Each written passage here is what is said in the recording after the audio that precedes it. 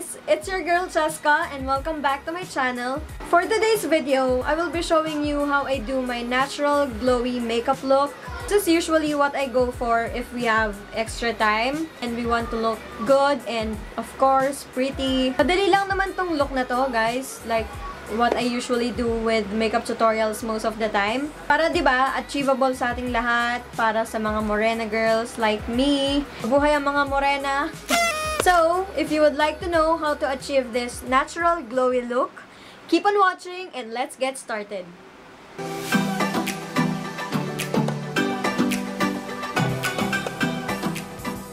Okay, so let's start, guys. As usual, dito muna tayo sa skincare. I will be using this RoseWater Glow Mist with Witch Hazel Extract from Luxe Organix. Perfect for the look that we're trying to go for. Something glowy, fresh, yet still natural. Just a couple spritz on my face. And then, hantayin natin siyang matuyo.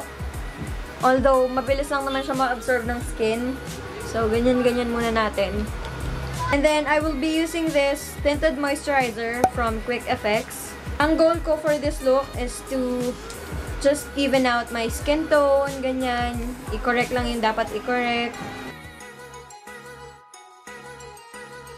And then, I always make sure to apply sunscreen. So, I'm using this L-Glutathione Magic Cream from Cathy doll. Ayan siya.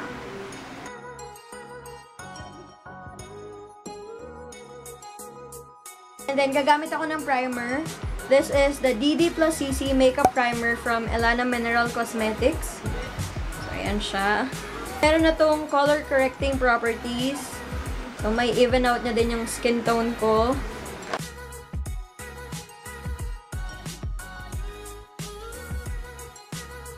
Okay, and then I will not be using foundation or BB cream. Ang gagamitin kong concealer is this No Filter Concealer from Colourpop. So, ayan siya. I'm not sure if you guys can see, pero yung shade nito is medium 20.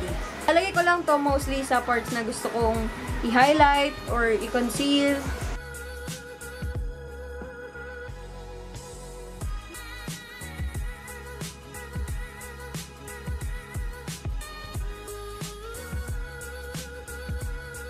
Then, yung kilay ko na din, lalagyan ko.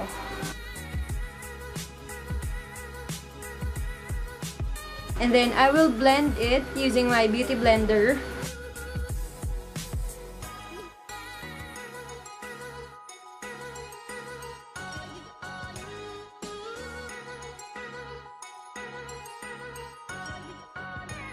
And then, I'm just going to make sure na well blended yung concealer using this side of the makeup sponge or beauty blender.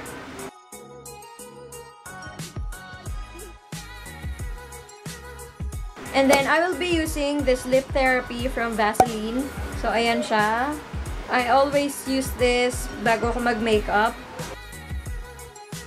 So, the next thing is I will be applying Lip and Cheek Roller from Bilena. This is what I like to use on an everyday basis.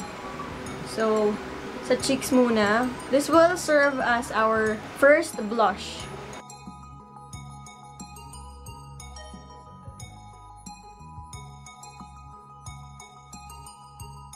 And then, gagamitin ko na rin to sa eyes. Okay, so gagamit na tayo ng powder just on the under eye area. Ang ginagamit ko pala, guys, is this BYS Banana Powder. It will just make it look like your, alam mo yun, fresh. And it will also lighten yung under eye area natin. Kunti lang yung nilalagay ko para din hindi mag-crease yung concealer dyan sa under eye.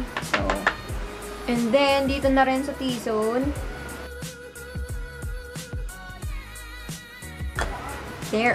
So, next would be our brows. I will be using this Project Vanity Light Proof Eyebrow Gel in dark brown. I like this one for a natural look kasi yung kulay nito is just right for me. Of course, we need to brush the brow hairs first.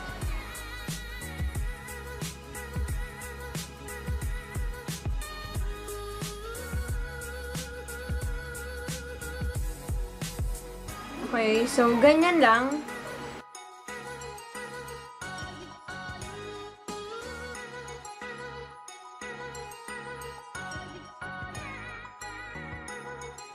just blend on this part. Yan. To make sure na faded pa rin yung effect niya. So, ayan. Ganyan lang yung kilay. No need to perfect or whatsoever.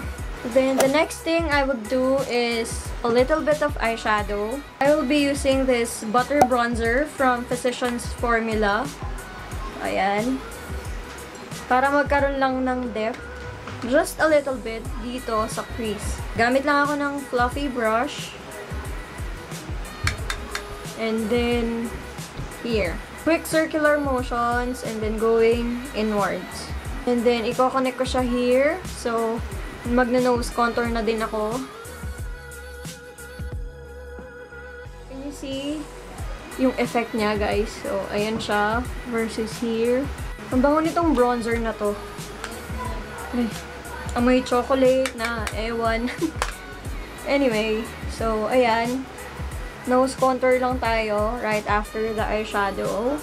So, ayan na siya. Bilis lang, di ba? And then, I will bronze up my face using the same butter bronzer just to add warmth on the skin. Kahit hindi naman tayo nag-foundation, but anyway, this product has a little bit of glow to it. Meron siyang konting sheen. So, magmumukhang glowy yung face natin. So, ayan na siya. Very minimal lang, guys. Pwede kayong mag-contour. Pero ako, hindi ako mahilig mag-contour kasi maliit lang yung mukha ko, guys. Tsaka payat. So, hindi bagay sa akin yung effect ng contour, if ever. So, yeah. And now, sa blush na tayo. I will be using this Pastel Cushion Blusher from the Face Shop.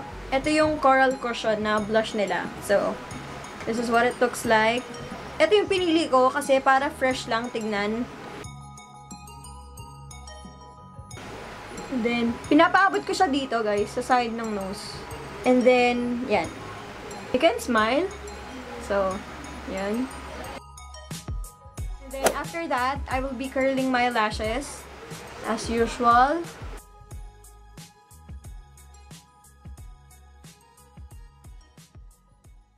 And then, for my mascara, ito yung Voluminous Lash Paradise Waterproof Mascara from L'Oreal, which is my favorite aside from the Hyper Curl ng Maybelline.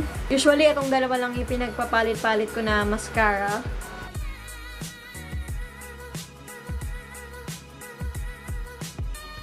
Look at that, you guys. Grabe, diba? Ang ganda nitong mascara na to. One coat lang yung ilalagay ko, guys.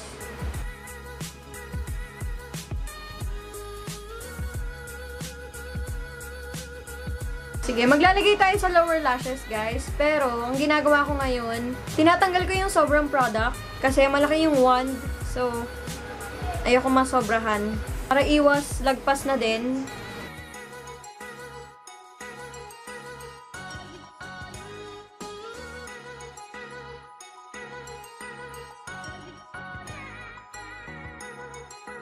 Ayan, so,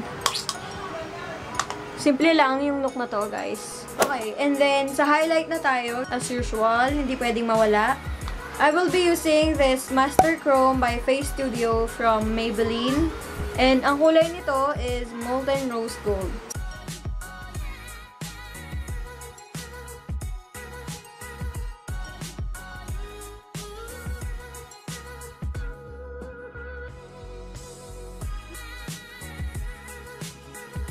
Okay, so ayan na siya.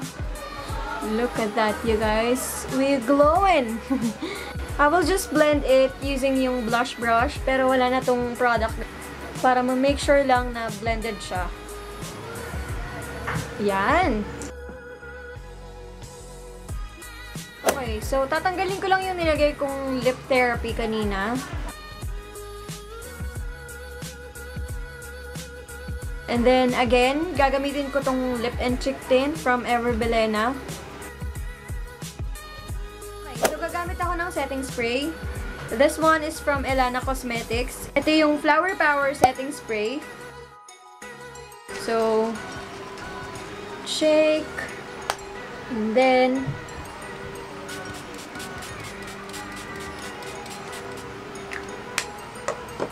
Let's just wait for it to dry. Ipa-finalize ko lang yung look natin and I will be right back.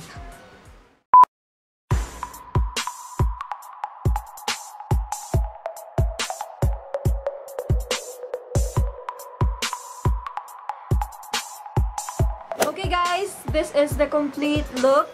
For me, I like it dahil simple lang siya, yet, you know, it's there.